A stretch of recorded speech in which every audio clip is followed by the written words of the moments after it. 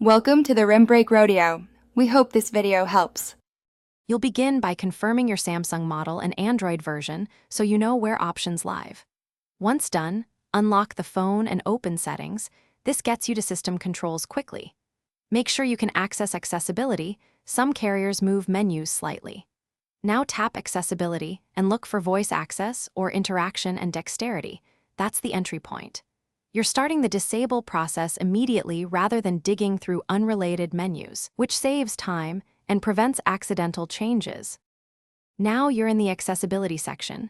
Scroll to voice access or interaction and dexterity, then tap voice access. You'll see a toggle labeled on or off. Flip it to off.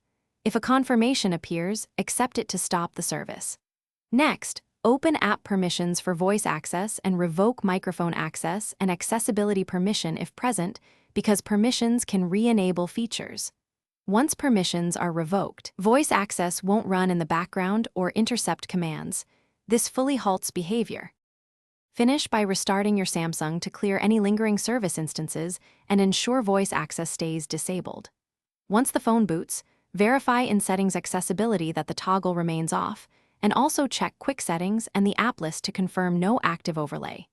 If voice access reappears, reset accessibility settings or clear app data for voice access, then disable again.